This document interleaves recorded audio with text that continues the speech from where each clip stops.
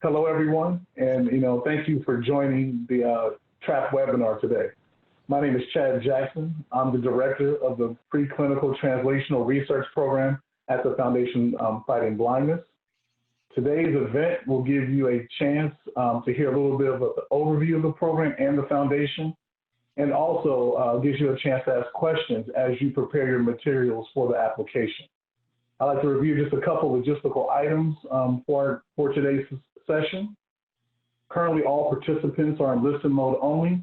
Therefore, if you have a question or comment to make, please use the Q&A feature on the Zoom control bar to type in your question or comment. Today's seminar will be recorded and will be available on the Foundation's YouTube page for later viewing date. In addition to myself, we have Doctors David Gamm, Brian Mansfield, Amy Lasser, as well as Leali Kenny joining the call to help us through our event. So if we take a quick look at our agenda, and I will share my screen briefly.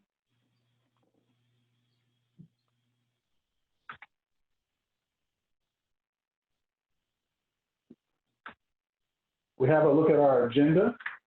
We'll start off with the welcome, which I'm doing now, a foundation overview by Dr. Mansfield. Then I will give an overview of the TRAP program.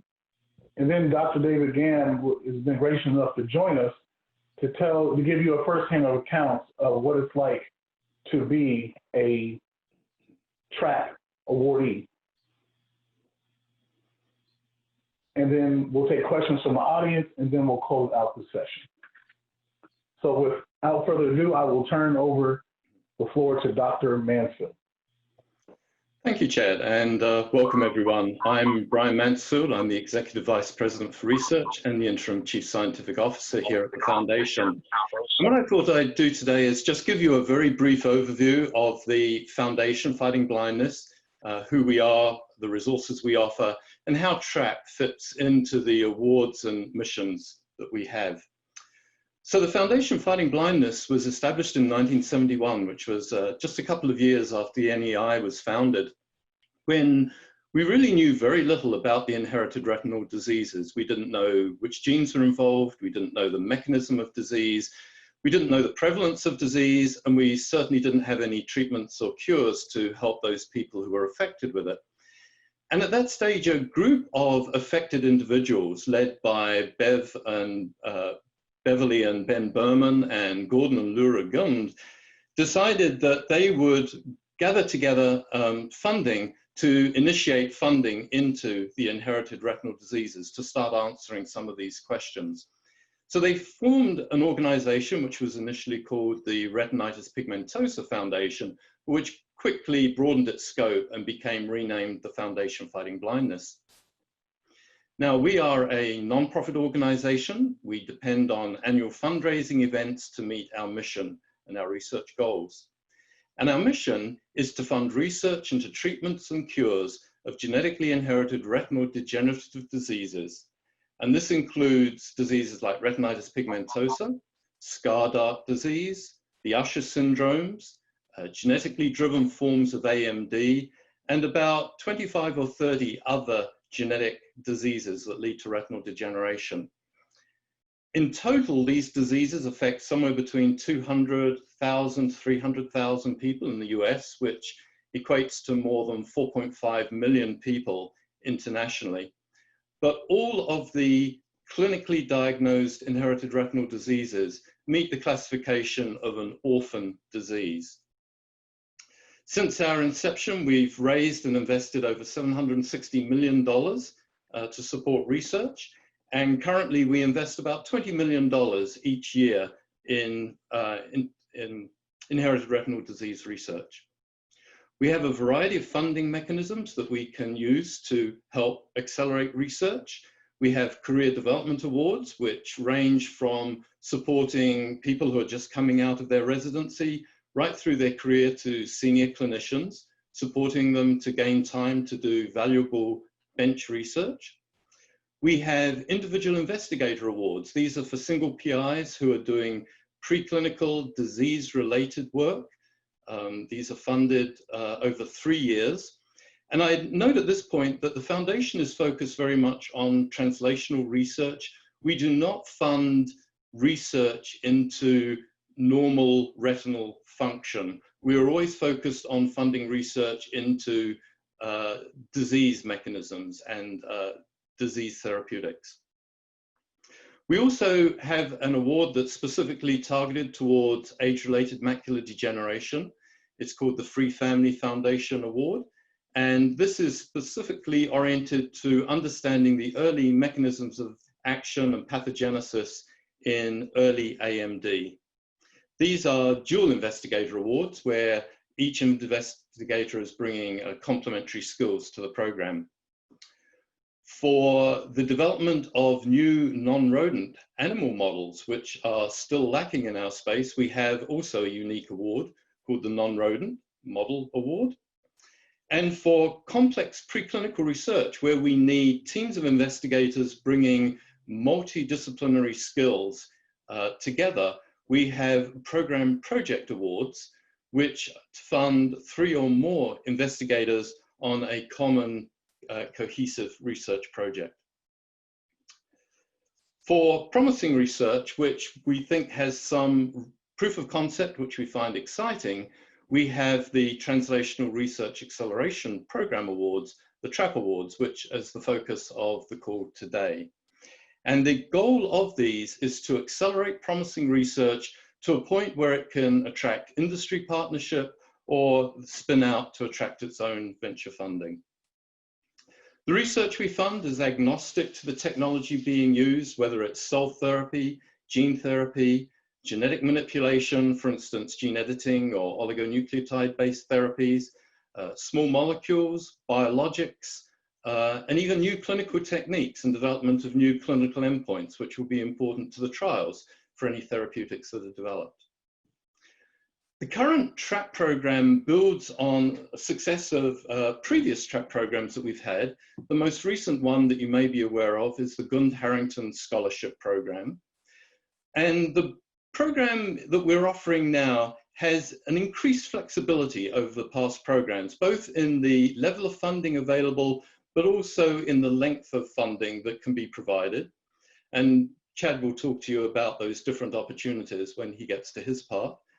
It also increases our flexibility in the stage of development we fund. So if there's something at a slightly earlier stage, which is really exciting, we have the ability to accelerate that forward.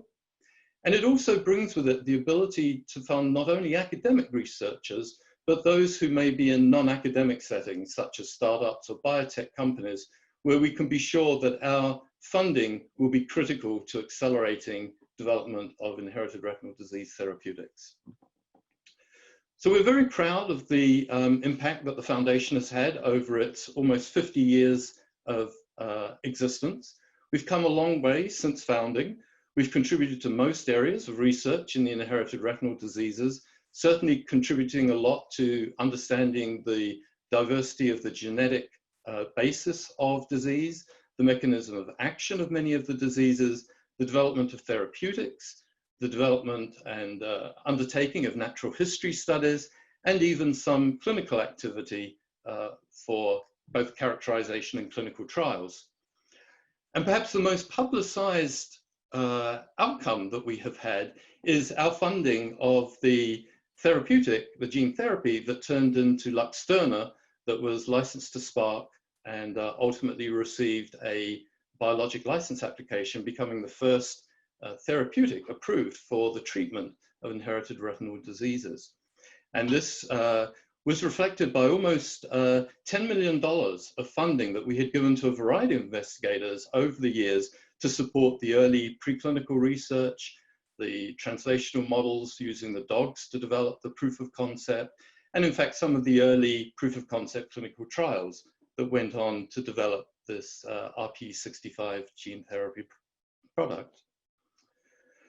So notably, TRAP is building on these sorts of successes in accelerating towards industry partnerships and spin-out companies.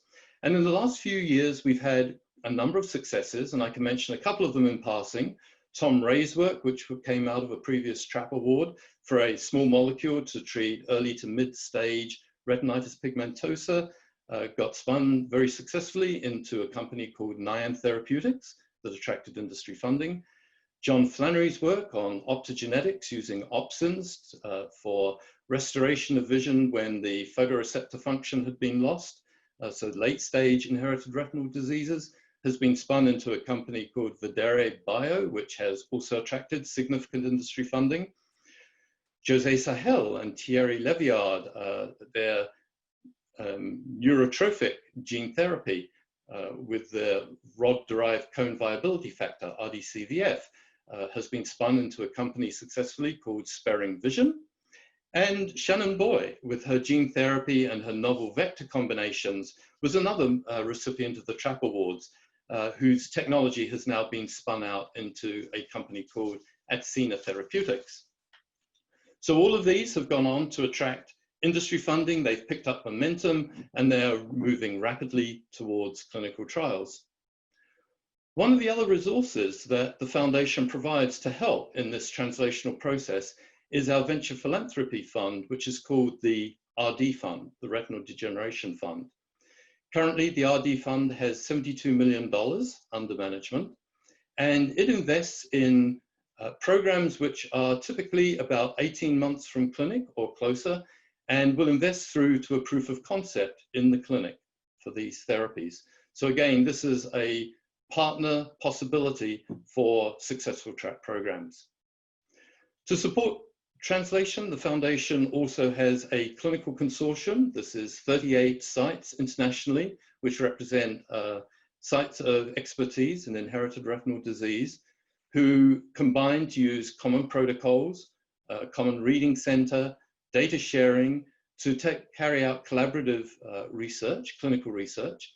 And they are currently undertaking 2 natural history studies for the inherited retinal diseases. But they also have the ability to support clinical trials should there be an opportunity to provide that support. And finally, we have a patient registry, which is called the MyRetina Tracker Registry, which is a patient-initiated registry where patients join and share information about their disease, where their clinicians can add more information about the disease from the clinical perspective. We offer people in the registry free comprehensive genetic testing so we can identify the genetic basis of their disease. And the registry as a whole acts as a way to provide information to people involved in clinical trials and industry about the prevalence of disease. It helps accelerate the identification of appropriate patients to enroll into clinical trials, clinical studies, patient focus groups, market research. And so we have a number of tools that go together to support the programs which are going through the Translational Research Acceleration Program. And finally, and certainly not least, behind all of the science that gets done in the Foundation, we have a wonderful panel of 50 international experts in the inherited retinal diseases who form our scientific advisory board and give the Foundation and its awardees guidance in the research that we fund. And with that, I'll hand you back to Chad to introduce to you the specific programs in the TRAP program. Brian, thank you very much for those comments. And I really hope that the attendees are really sort of energized by Brian's remarks, as we're at a sort of this critical point in the 4th industrial revolution, and biotech is leading the way. So we definitely think programs such as the Translational Research Acceleration Program will hopefully be a key player in helping provide more treatments and cures for those afflicted by inherited retinal degeneration.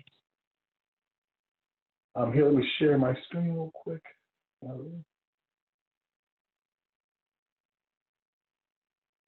All right.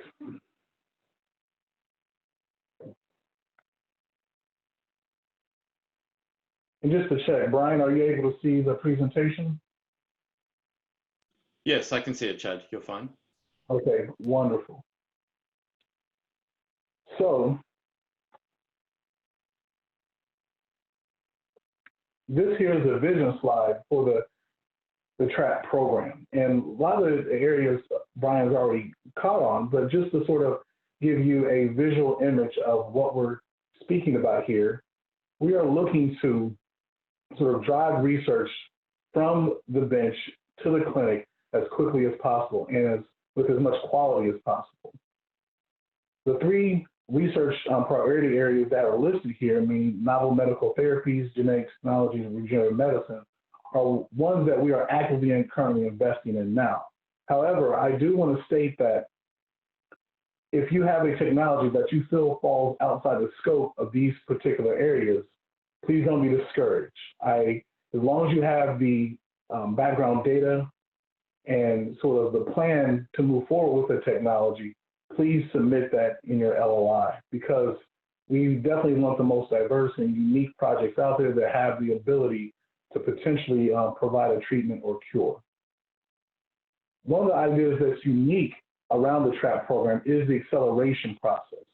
And what is that exactly? Well, it's a mix of proactive management, monthly check-ins and updates between the foundation and the awardees, as well as an advisory council, which will be separate from our science advisory board, which will be full of experts and what have you to help, again, drive that research toward the clinic as soon as possible. We will also provide a direct mentor to the project in order to help facilitate a more robust and creative research plan. At the end of that acceleration process, well, what are we expecting? Well, one of the things we're expecting is that research to transition. And what does that transition look like? We'll often hopefully gain the interest of venture capitalists. We'll then invest more money into the effort and either license the technology or stand up a new company in order to further that technology. We're also looking to help with finding more diverse partnerships, thereby just, again, helping to foster an environment in which we can accelerate the research. And ultimately, the last three things here, we are looking for this research to get to a point where we have an investigational new drug filing, establishment of a clinical trial, and then ultimately a commercial product, which will help the people who we're doing research for. Now to dig in a little bit on each research priority area. Here, I'm not going to read the definition for this one because I feel like it's self-explanatory. However, the areas that we're interested in are sort of developing things such as small molecules, biologics, optical therapies, such as optogenetics, and alternative therapies. So as I mentioned before, if you had an idea that falls outside of the scope of the three priority areas listed, we would like for you to submit that idea underneath this heading. And once it's submitted underneath this heading, we will help determine which reviewers are most appropriate for reviewing that idea. Brian has already sort of went through a lot of the program or project attributes that we're looking for, meaning that it needs to be agnostic to disease type, be able also to sense and respond to retinal disease state, and the ability to prevent further degeneration, restore function when the primary signaling cells, such as the photoreceptor cells, are damaged or non-functional. When you think about these areas, weave some of these program project attributes into your applications. It would be key and help, focus our thinking and help focus the reviewers on what you're actually trying to do. Yeah, next would be genetic. Sorry to interrupt. We have one Sure, question related to NMT. Somebody asked, does instrumentation rather than media action that improves vision for AMD patients fall into NMT? I'm sorry, you're going to have to repeat that one more time for me. Does instrumentation that improves vision for AMD patients fall into NMT? I would say yes at this point in time. Okay. However, Brian, could you speak to that a little bit? I think I'm missing maybe the point. Yes, certainly, Chad. I'd be happy to take that. Traditionally, the foundation has not invested in instrumentation because we feel that in the past there have been other sources of funding for that. But I think if you feel that there is a very strong case for the instrumentation that you have, certainly submit an LOI and we can review to see if there is a particular you know, if it's a good case to go forward with a full application on.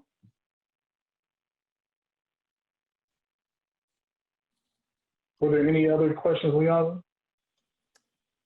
There's a question about the RD fund, which I'm not sure if you want to hold till the end.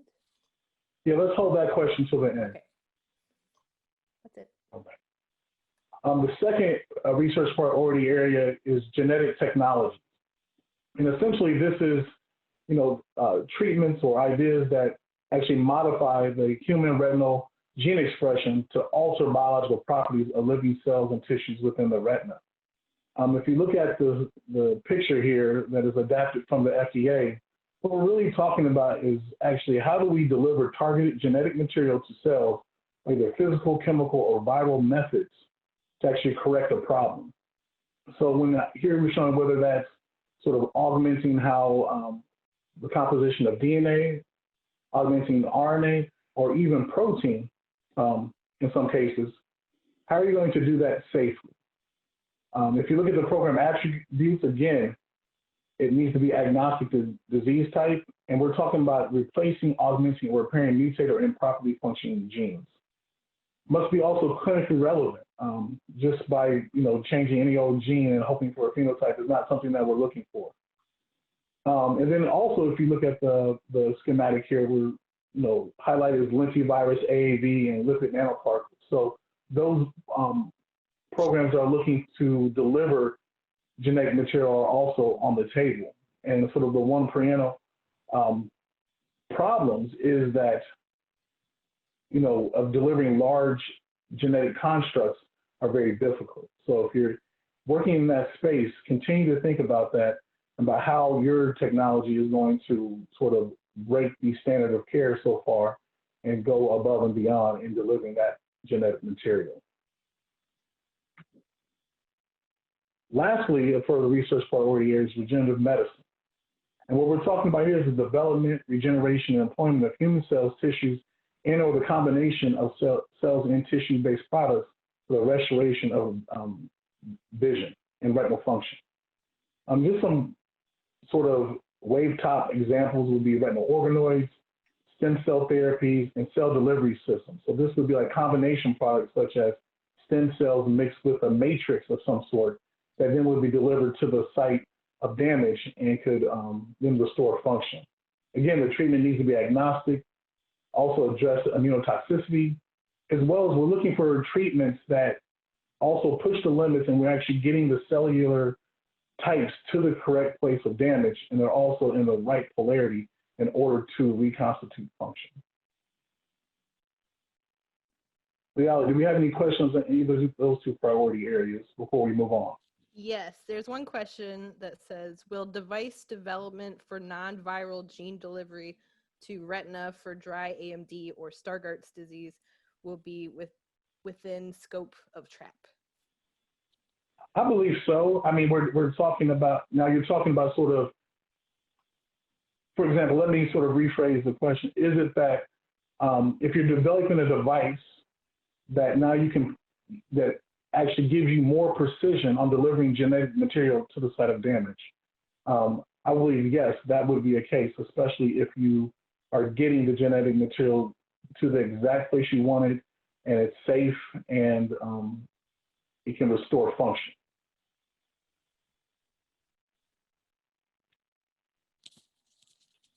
Is there any more, Liala? I'm not sure if this is related to this portion, but can the TRAP funds be used for manufacturing of drug product for clinical trials? I would say it would depend on exactly where you are in your research pipeline, but typically no. Once you reach, usually we're funding preclinical work here and not in the clinic. So we're getting the research up into the clinic point, and then hopefully by that time we have gained enough interest from another entity for a transition, and that would fund that portion of manufacturing.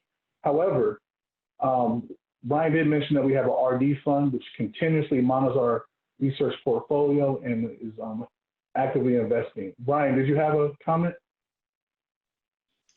No, I think that's a good answer, Chad. Okay, thank you.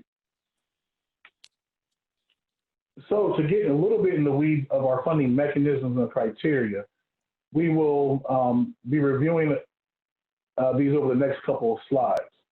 First, we have the FFB grants. This is sort of our tried and true and what we are known for as far as funding over the past 50 years. For the TRAP program, there are 4 different categories. There'll be a TRAP PPA, a TRAP 1, TRAP 2, and TRAP 3 category. A lot of the criteria listed here we will cover in a later slide. Therefore, I will move on to the second mechanism, which is the Foundation's Cost Share Partnership. Now, this is for either individuals or groups who are looking to share the cost of preclinical research, and we're looking to fund up to $500,000 per year in a matching capacity for this type of mechanism. This will adhere to all of the sort of criteria of a FFB grant, and the partnership must show appropriate management experience as well as a detailed execution plan. And another caveat of this is that if the partnering entity, once the research is started and on the way, no longer wants to pursue that particular technology, the foundation will reserve the right to further that technology. Third, there is an FFB advisory partnership. It is our hope that we continuously look out there in the research community, even to those who are not familiar with working in the retinal degeneration space, but may have a technology that is applicable to treatment. Therefore, they may have plenty of funds in order to execute the research, but do not have the background or expertise in order to do so. Therefore, we want to create a partnership in which they have access to our Science Advisory Board, our Innovation, our TRAP Innovation Council, as well as management and oversight. So we're not looking really to put lots of funds behind this one. However, if those who are on the webinar, if you fit into this category, please reach out to us sort of offline to find out more. Now here, let's dig into the different type of TRAP grant funding categories. Again, we spoke about the TRAP PPA. Brian went over the PPA mechanism earlier, but just to highlight some of the attributes of it, it will be a directed research program that usually where the topic is generated out of a specific workshop or other source or meeting. The program will be directed by a single PI. However, it will be often a multidisciplinary, multi-investigator project. So therefore, that PI will actually be acting as a program director with other PIs reporting to them. Also, the research should be hypothesis driven. However, if the idea or the state of the research is further down the development pipeline, it may not have to fit. It may not have to be driven by hypothesis. However, these are rare cases. And this funding is looking to provide $1.5 million that will be funded over a 3-year period.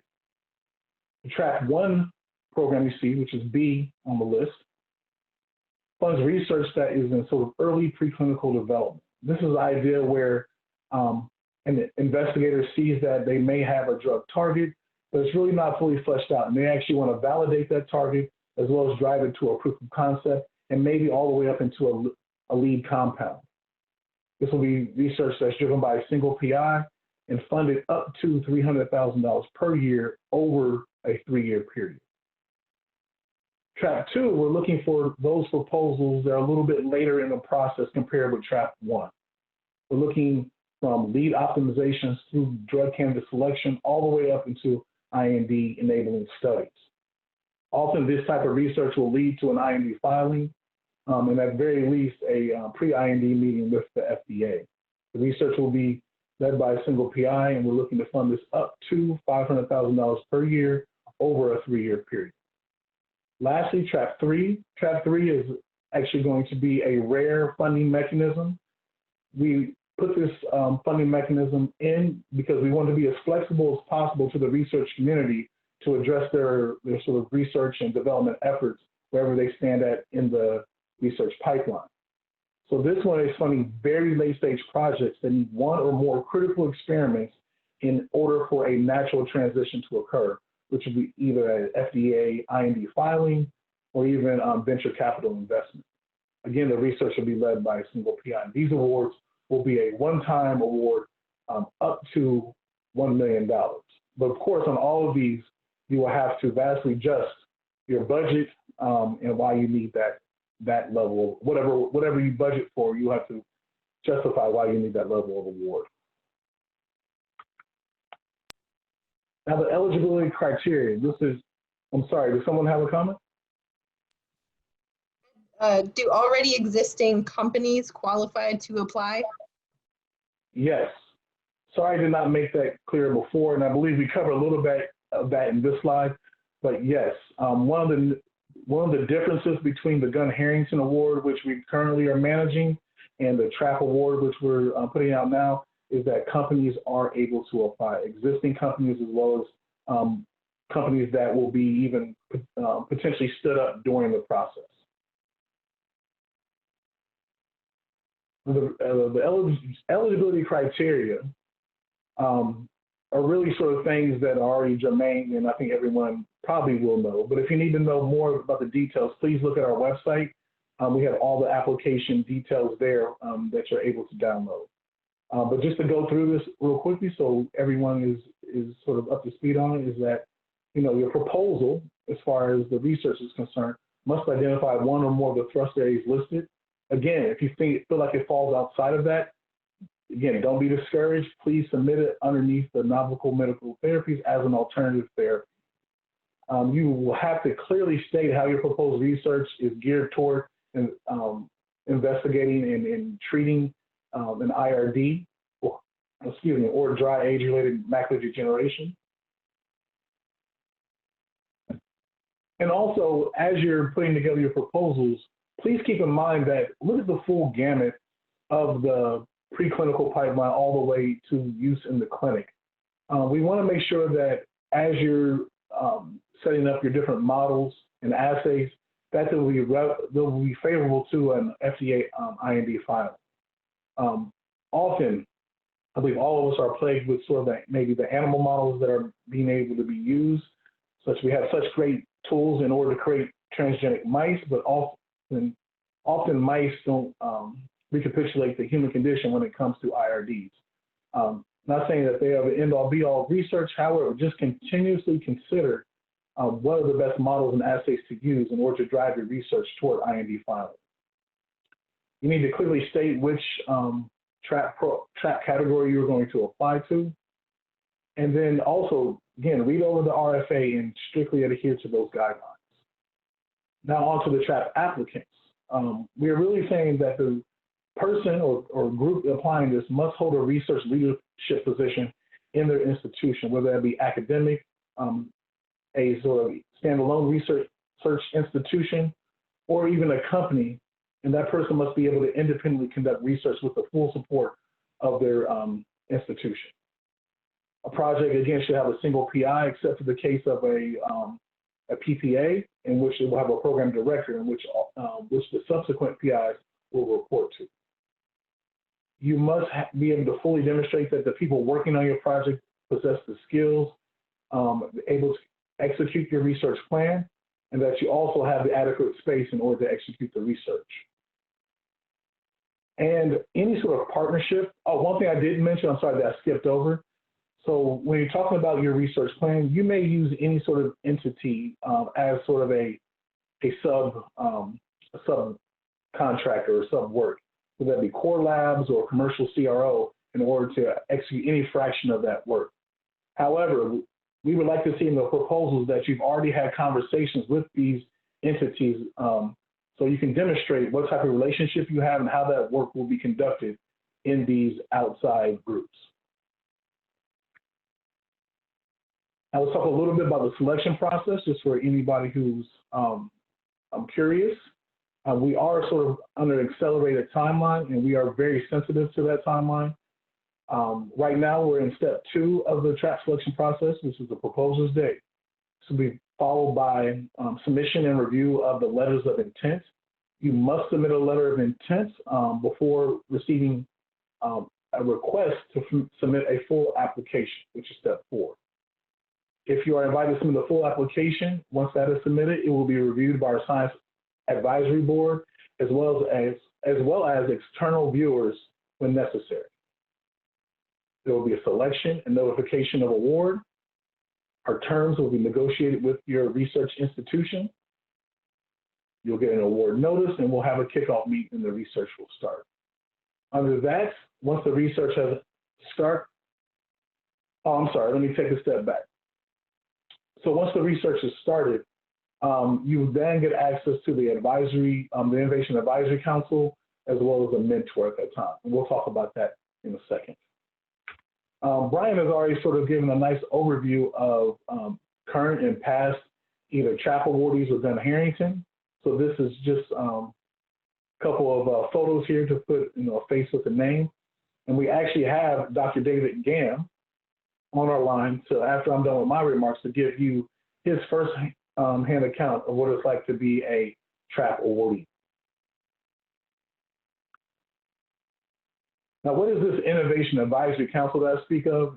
It's actually just a group of people who have industry knowledge, as well as clinic knowledge, or whole vast of scientific knowledge in order to help advise your project in real time. And what they're going to not only do is help you create the best plan moving forward, they continuously monitor and sort of advocate for your program. So we expect for these participants in the advisory council also to be sort of singing your praises and to venture capital groups, partnerships, and things of that nature, but also helping out with the nuts and bolts of your project to ensure that it has the easiest path toward the clinic. And as we're finishing up here again, I just want to reiterate that our ultimate goals here are really to get your technology out of your lab and hopefully to someone that really needs it. So that in that path, our milestones, our ultimate goals are an investigational new drug filing, the establishment of a clinical trial, and ultimately a commercial product in which our constituents can use. If after this webinar you have any further questions, please feel free to email the foundation at grants@fightingblindness.org. And also, I mentioned that this webinar is being recorded and will be available on our YouTube page. At this time, I'd like to turn it over to Dr. David Gam for his remarks regarding being a TRAP awardee.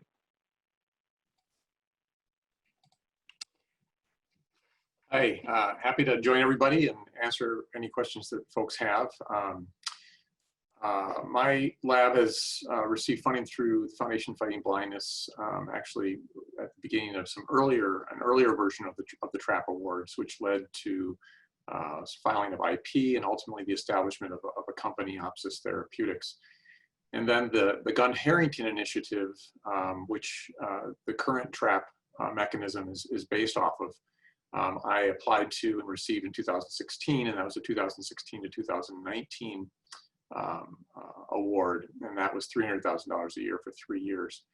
And in many respects, the current mechanism is based off of that model.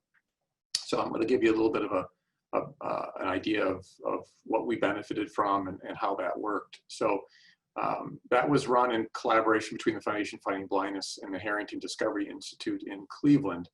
And again, the basis on that really was to get scientists and clinician scientists in touch with people who had industry experience and the potential to accelerate work that was being done in the laboratory towards commercialization. So wherever they were at, to get them to the next step or maybe 2 steps. So if it was predominantly in the lab, how do you get that to, say, a pre-IND meeting, or how do you get commercial interest in the products that you're making or the therapeutic that you're contemplating, so that it can move more quickly to patients. And so that's really what's unique about it. And I think in terms of thinking about projects that you may want to submit LOIs for, I think it's important to understand that that's the purpose, is that you really have to have a plan. You don't have to be an expert, because that's the idea of the TRAP, is to bring in the folks that have that sort of expertise. But I think it's worthwhile to talking to folks who have brought products to the clinic, or at least have have moved them along the chain towards commercialization to get a sense of what would be looked for. So if it's something that in your wildest imagination will take 10 years to potentially get to an IND, because there's a lot of work that needs to be done in the lab or on the preclinical side, then it may not be the most appropriate project to put up for this particular award. So really, it's bridging the lab and a commercial therapeutic, as was mentioned earlier. So as an example, kind of where we were at, we had already gotten to the point where we had developed a product that had initiated a company to make purified photoreceptors in a tunable fashion, so cones, rods, and various combinations of cones and rods. But really what we were looking at with this particular mechanism was, it fit into the category here of the combined products, was a way in which we could deliver those cells in a polarized fashion. And so that was a scaffold delivery product. So it was compartmentalized in terms of how do we get the product into a patient in the most kind of safe and potentially efficacious way. And so it was a collaborative project here at the University of Wisconsin between my laboratory, a wonderful group of engineers, a biomaterials expert, and a microfabricator to create the scaffolds, and then to test them in non-human primates with our primate core here at the University of Wisconsin. And we ultimately also got involved with the National Eye Institute with a pig model with it. And so a lot of these things evolved over the course of the 3 years. So that was our initial, that was our project that was awarded. And then right off the bat, we were assigned a team of folks that had industry experience to work with us in the lab, and we had a lot of things that we were not incredibly familiar with in terms of how does a device work, what's the what are the regulatory agencies that would have to be involved, what are they going to look for, and they were able to fill in the gaps with regard to our plan to move it forward in terms of what types of testing would be involved. And some of it's relatively mundane testing that you wouldn't know necessarily a priori would be critical for an IND filing, but could set you way back if you do a whole host of work, some of which the FDA may care about, some of which they may not. And having a team of individuals who have that sort of knowledge can really help you accelerate what you're doing and avoid putting a lot of time, effort, and money into things that aren't necessarily as important for moving it forward. I always call him affectionately my handler, was Tom Homan, and actually still is. We established a great relationship. He had a very long background working at Alcon and Allergan. And he was just a wonderful source of information and knowledge for us.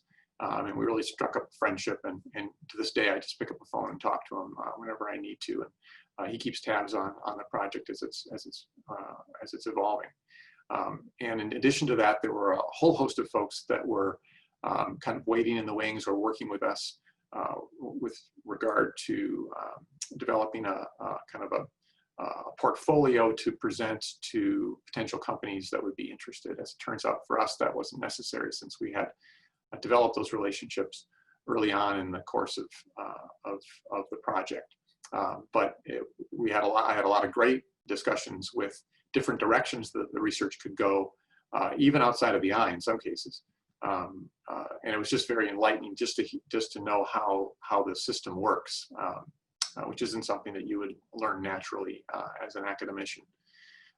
So it was very fruitful, made a lot of connections that to this day I still lean on. And it's, I think, a mechanism that's quite unique and fruitful if you have the right project and it's advanced enough to fit the mechanism. So Chad, I think that's what I had prepared to talk about, and I'm happy to answer any questions.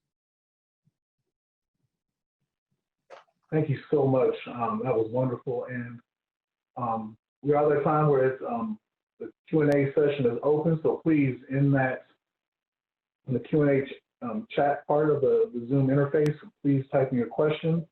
I believe we already have some questions lined up, and there's one from an anonymous attendee that I think that is directed toward you, Brian. Is how can a company partner with FFB for getting more information on the RD fund and access the patient registry for our upcoming clinical trial?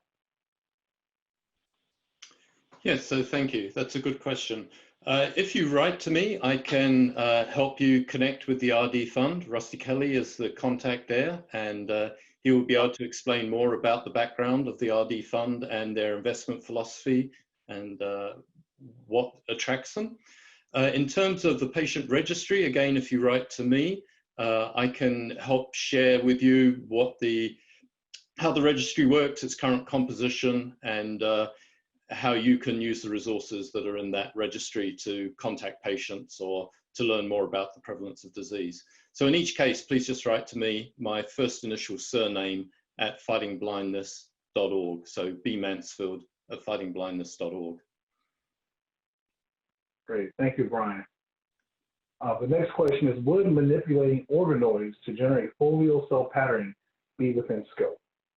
I would say from that sort of brief description, yes. But again, just to reiterate, we would have to see the entire sort of plan, the research plan, and how it's going to address IRDs. So while I say yes here, it would definitely need to be well fleshed out, as you already know. So sorry if that doesn't completely answer your question, but please follow up with another question if you need more detail. The next question is there any requirements on preliminary results? I would say that we're leaving that pretty open right now as far as making it a requirement. But I would say that you have to justify that you have a particular sort of therapeutic approach to how you're going about your effort. So enough to sort of convince a scientist outside of yourself that it actually is worth pursuing and worth funding as far as from a therapeutic point. Leila, would you like to mention anything about that question? No, No? I don't have anything. Okay, great. Chad, maybe I can just add a little more flavor to that answer. I think that what the TRAP is looking for is a situation where there is really exciting research for which there is some level of proof of concept, that we believe that this is worth investing reasonably large amounts of money to help accelerate its progress towards a clinical trial or a spin-out option.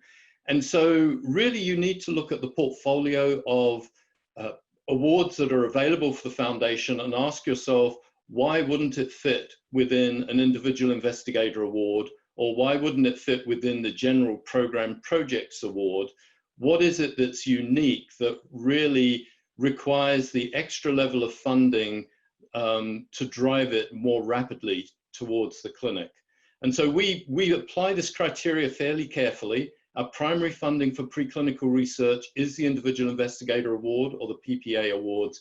We're looking for something special in this case, a real breakthrough which has some really exciting, good lead information to convince us that it's worth this extra investment to accelerate it and put more funds into it. All right, thank you, Brian. Next question, I believe, is which would metabolome reprogramming by gene therapy fit best? I believe it would fit best in the genetic technologies research priority area. However, I would like to hear more about that particular approach because it seems that I think it would depend on, it would sort of either fit in two, right? So at first, just on how it's described, you're describing here in this one sentence, it would fall in genetic technologies. However, if the genetic technologies are already proven out, and that's not where the innovation lies, if it made more lies in how you're manipulating the metabolome, then it might fit under novel medical therapy. But right now, if you're looking to introduce new genetic material to human cells in order to create some sort of effect, I would say, under the genetic technologies research priority area. Next question we have, are award amounts total or direct? Does FFB provide indirect costs? Unfortunately, we do not provide funding for indirect costs. So I think that probably answers the question there. How advanced does a project have to be to apply for TRAP 1? So the TRAP 1, I think that, just to reiterate the things that Brian said, is that you really have to have sort of enough preliminary data and idea that you're able to advance a potential therapy. So therefore, you need to have a target of some sort. And I don't want to go into the weeds here since we're talking about sort of a vast array of things, whether it be the addition of a small molecule as a neuroprotectant or some type of gene therapy or cellular regeneration. But you have to have enough preliminary evidence to say, look, I think that this could work. I've actually have a little bit of data, or I've seen in the field a little bit of data that shows that it has potential as a therapeutic. What I'm looking to is to advance it to the next stage in order to prove that out, in order to make sure I have a proof of concept. So I would say that it doesn't have to be very advanced, but enough sort of tangible data in order to prove that it has potential to be advanced. Next question, if a gene therapy or gene editing approach is currently under development in a company or academic institute, can a proposal that aims to test different AAV serotypes or different gene editing components for the same target gene suitable to TRAP?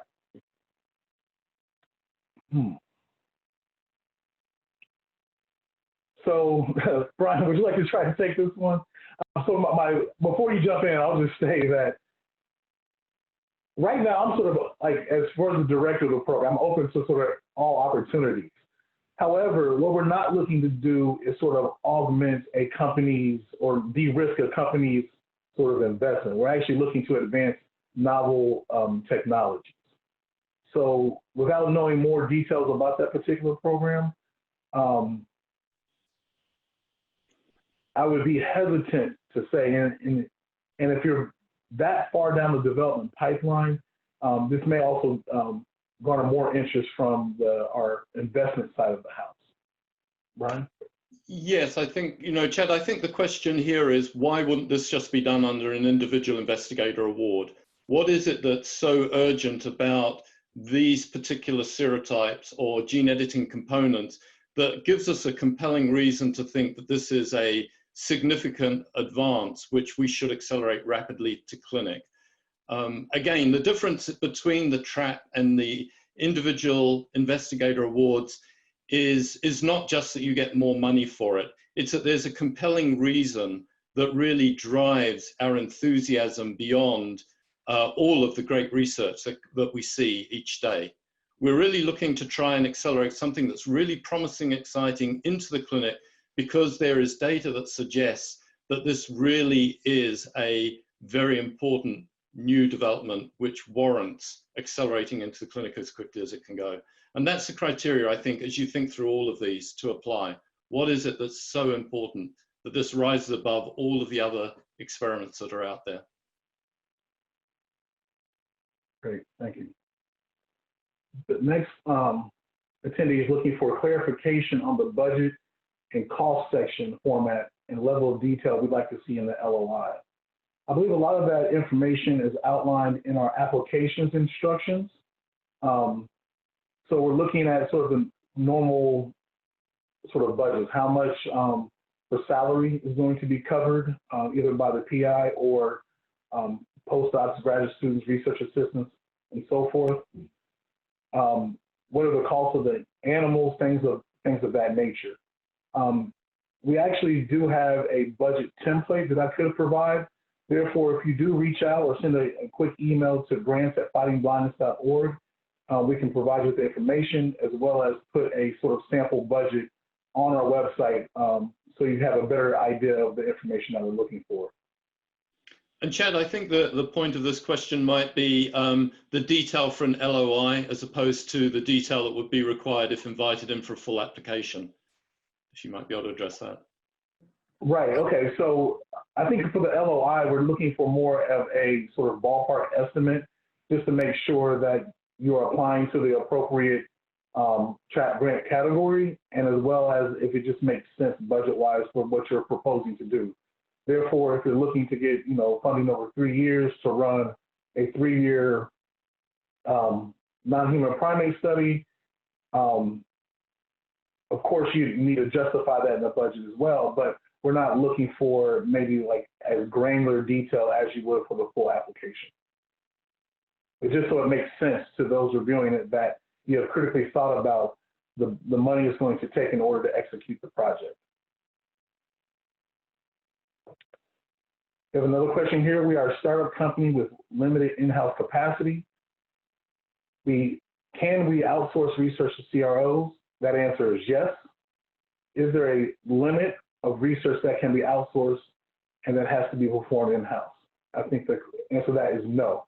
But you will be responsible for managing, tightly managing, and it still will fall underneath all the purviews of the grant, of the TRAP grants, such as monthly check-ins. So we'll have to have critical access to the data when need be, and as well as from the Innovation Advisory Council and the mentor. So you must be the person driving that research, and it cannot be, from a management standpoint, outsourced to someone else. What are the requirements for applications from abroad, from Europe? They're the same as, anyone applying for the United States or anywhere else. This is open to international folks and institutions. Therefore, please apply. The only thing I guess I haven't considered as far as from the LOI perspective and budget perspective for international folks is converting, probably it'd be best to convert your budget over to US dollars versus using either the euro or some other mechanism. Will TRAP2 funding be considered for dry AMD intervention? 100% yes. So that goes along with the foundation's mission, is to actually address dry AMD as well. So yes, if you have an idea for dry AMD, please submit. One of your slides stated that the project needs to address immunotoxicity. Does that mean addressing the gaps of immunotoxicity for a particular product within the proposed research project would qualify? Or does that mean that in your application you need to demonstrate that immunotoxicity aspect has already been addressed and solved? I would say that it's the latter. If you're thinking about putting in, whether it be stem cells or some sort of combination, you will need to make sure that you have in your plan, how are you going to address immunotoxicity? While I think the thing we want to avoid is that you create something that is wonderful and actually for a bit of time you're able to see some type of functional recovery. However, then the body itself is turning on that particular device or cellular implant and destroying it. So we want to make sure that you're addressing immunotoxicity along within your research effort as well. Brian, would you like to add anything to that? No, I think that's fine. Again, generally for any of the proposals that we're having, toxicity is going to be a key issue. It's great to do a screening and come up with a molecule, but before we're going to invest TRAP money into that molecule, you would want to know, for instance, there had been some level of toxicity. This is not immunotoxicity, but just some level of toxicity done to make it clear that, in fact, the molecule that you have optimized really is a good candidate. And I think toxicity is a clear part of the package that would be required for a TRAP award. Great. The next question is there a template for the LOI? There is not a template for it. However, there are some sort of high-level instructions on the website for the LOI as far as particular information that we'd like to see, but we do not have it templated. So as long as you follow the guidelines listed in the LOI instructions, you will be fine.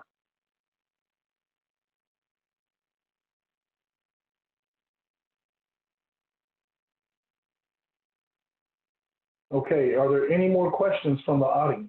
Chad, I see another question under the chat that Okay. says, can you talk about the Foundation's IP policy for awardees, particularly with respect to potential revenue sharing? Okay. The expert in that is Dr. Amy Lassiter. Could you jump on and speak to that a little bit, Amy? Sure. With regards to all of the foundation's projects, we do have revenue sharing terms they're standard revenue sharing terms when any new IP is generated during the course of the funding. We have and we continue to work with institutions on those terms, but essentially, again, there is a sharing of any revenue or licenses towards commercialization. And I'm happy, and we're always happy to share those terms ahead of application. We're always happy to talk with anyone from tech transfer offices or if there are specific questions. So just as Dr. Jackson mentioned, if you would like to see those, then just use the email address provided, the grants@fightingblindness.org, and we can provide those and or set up a call as necessary. Thank you, Amy. And just to clarify, we don't actually take IP, do we? That remains in the hands of the inventor. That is correct. That is correct. The inventor or the academic institution retains the IP. And I will sort of just dovetail that question with, in sort of just reiterating the comments Brian made. I think that the foundation is squarely focused on making sure that these technologies are advanced. So if they show promise, we're going to put all of our resources behind them and see that they get to the clinic. And I think that's one of the advantages of having also a venture fund is that things that show real and true promise and have the potential to get to a clinical trial, that we have money available or funds available in order to advance those efforts. So we're not just stopping here in the preclinical part. We're actually able to invest further down even the clinical development. So are there any more questions from the audience? Okay, here we go. Here's another question. The LOI requirements mention a schedule. Can you please clarify if that is a budget schedule or a timeline for the project? That would be a timeline for the project. So we just want to see what are you thinking, and usually you're matching your budget up to the timeline of the project. So one of the things that I don't believe I mentioned here is that for the Trap Award, it will be milestone-based funding. So what happens is, you'll get an award. Let's say it's for, let's just do $1 million, just keep things simple. And once you sort of lay out your research plan, you have particular milestones in which you have to meet. Once those milestones are met, you are paid for each milestone as you complete the project. So in your application of LOI, we would like to see sort of your idea for how your research effort will be laid out. For example, if you're creating a small molecule, at first, are you doing structural activity relationship type of experiments, or are you doing a particular assay? And that assay will then lead into other parts of your research. But you need to do maybe a set of experiments first, and that will take 6 months, let's say. And then the next 6 months, you'll do a different experiment. That's how we want you to lay it out, saying the first 6 months, I plan on doing this, and the second 6 months, I plan on doing this. Will cost this amount, and those 2 sets of experiments will constitute milestone 1, and then that will have a particular number with it. Now, again, I said for the LOI compartment, don't sort of rack your brain over getting the number exactly right. We're still looking at sort of a ballpark figure for how it's conducted. I would focus on really honing in on what you plan on doing from a project timeline stance, and then matching the budget to it, so that the reviewers have a clear idea that you've intimately thought how you plan on conducting your research. The next question is, do we need a plan for acquiring IP or a business plan? I would say at very least you will have to have in the full application demonstrated how you plan to protect your intellectual property. So yes, you will have to demonstrate that at some point in time. As far as the business plan is concerned, that is not something that is a requirement of the TRAP. However, if you think that your technology has the potential for sort of moving to that point where you want to set up with a new company, that is sort of on you and with others, but we definitely can have a conversation about it. But as far as providing a business plan for the TRAP award, that is not necessary. Can the projects be shorter than 3 years? 100% yes. I think if you look at the language, you're saying that providing funding up to a certain amount and it's also up to 3 years. Therefore, if you think that you can sort of get the results you need in order for transitioning your technology to one of the points that we're looking for in under 3 years, 100%. We would love to see projects like that have high potential and only need maybe a small infusion of funds in order to get them to where they need to be.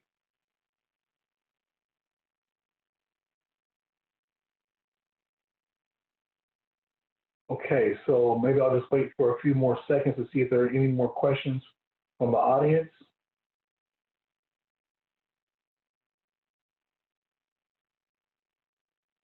Okay, seeing none, and then maybe while we wait for maybe one or two to roll in, Brian, would you like to give any last remarks to the audience? Maybe any words of encouragement or anything like that? Well, I think we've been really excited by the programs that we've seen come through our previous TRAP programs, such as the Gund Harrington Scholarship Award, and we're certainly looking forward to many applications in this round. We're really excited by the ability to provide this funding to accelerate treatments towards the clinic. And so please, if you have some ideas and you're not sure, please just drop in an LOI and we'll quickly give you feedback on the LOI. It may be some guidance that it's ready for a full application. It may be a little bit of guidance on what you might want to add to come back in another year for a full application. So, but please send in your LOIs. We look forward to reading them and giving you feedback. Yeah. We have one last question here is how many applications will be funded this round? We aren't sure just yet. I think we'll have a better view of how many will be funded after we receive the letters of intent and they've been reviewed about how many will be funded.